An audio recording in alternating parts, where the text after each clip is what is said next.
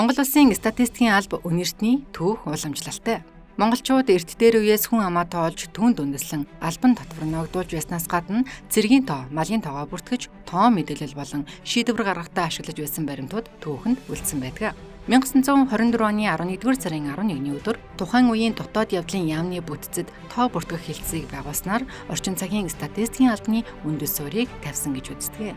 Улсын түүхэнд тодор тэмдэглэгдэх онцлог үйл явдлуудыг түүхийн хуудаснаас эргэн харъя. Монгол улс 1956 онд олон улсын аргачлалын дагуу хүн амаа тоолсон бол 1961 онд нэгдсэн аргачлалын дагуу мал тооллогыг зохион байгуулжээ. Үүнээс хойш жил бүрийн 12 дугаар сард мал тооллогыг улсын хэмжээнд зохион байгуулж байгаа юм.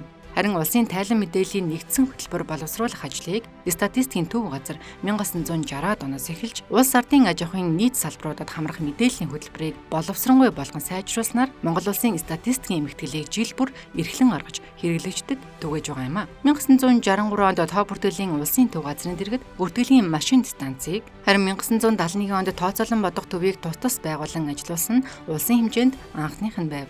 Энэ үеэс статистикийн албаны өмнө тулгарч байгаа үндсэн зорилтыг хэрэгжүүлэх үүднээс тооцоо судалгаа, арга зүйн асуудлыг өргөн хүрээнд хамарсан хэд хэдэн чухал ажил хийжээ. Тухайлбал улсын ард аж ахуйн балансын системийн үзүүлэлттэй болсноор эдийн засгаа нэгтгэж харах, тэнцвэрт харьцааг зөв үнэлэх боломж бүрдэж, макро эдийн засгийн судалгаа тооцооны үндэс бий болжээ. Улмаар 1974 онд тооцоолон бодох төвд Минск 32 машин суйрлуулж, 1975 онд статистикийн төв газар бүх аймагтай телетайп шугамар холбогдох болжээ. Ингээд 1982 онд Монгол улсаас гадаад улстай анхудаа компьютер хооронд алсын зайд мэдээлэл солилцох боломж бүрдүүлсэн нь түүхэнд тодор тэмдэглэгдэн үлдсэн юм а. Монгол улсын хэмжээнд хүн амд регистрийн дугаар олгох шийдвэр 1980-ад онд гарсны дагуу 1988 онд энэ ажил дуусжээ. Ингээд Монгол улсын иргэн бүр регистрийн дугаартай болов. Харин 1994 онд засгийн газрын тогтоолын дагуу олон улсын практикт нэвтэрсэн үндэсний тооцооны систем шилжих хөтөлбөр батлагдав. Ингэснээр үндэсний тооцооны системийн гол үзүүлэлт болох дотоодын нийт бүтээгдэхүүнийг тооцож эхэлсэн байна.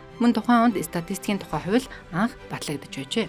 Харин 2013 онд статистикийн мэдээллийн нэгдсэн сан 12.12-ийг ашиглалтад орууллаа. Ингэснээр статистикийн мэдээлэл хэрэглэгчдэд илүү дэлгэрэнгүй байдлаар хурдан шуурхай хүрэх боломж нэгдсэн юм а. Үндэсний статистикийн хороо 2021 оноос төрийн нэгдсэн мэдээллийн сан төрийн их өгөгдөл төслийг хэрэгжүүлж байна. Энэхүү төслийн хүрээнд Монгол улсын хэмжээнд өгөгдөлд суурилсан мэдээлэл нэгдсэн уялдаатай үүсэж хөгжих суурь тавигдаж байна. Альва мэдээллийг солилцох, илтад байдлыг хангахаас гадна цаашдаа аль биесний статистикт тооллого, суурь судалгаа, захиргааны мэдээлэл болон бусад мэдээллийг ашиглах үндсэн суурь дэд бүтцийг хөгжүүлэхэд өндөр ач холбогдолтой төсөл билээ. Өнөөдөр Монгол улсын статистикийн байгууллага салбарын хэмжээнд 320 орчим ажилтнтай болж өргөжин тэлсэн байна. Үндэсний статистикийн хороо нь улсын хэмжээний тооллого, төвөр судалгаа болон статистикийн мэдээллийг боловсруулж 39 салбарын 1000 гаруй үзүүлэлтийг 7 хоног, 15 хоног, сар, улирал, жилийн давтамжтайгаар бэлтгэн хэрэглэгчдэд хүргэж байна. Статистикийн байгууллагын гадаад хамтын ажиллагаа жилээс жилд өргөжин хүрээгээд илж, нэгдсэн үндэсний байгууллагын салбар байгууллагууд, бүс нутгийн статистикийн байгууллагууд болон бусад улсын статистикийн байгууллагуудтай хамтын ажиллагаагаа өргөжүүлж, харилцан туршлага солилцсон ажилласаар байна.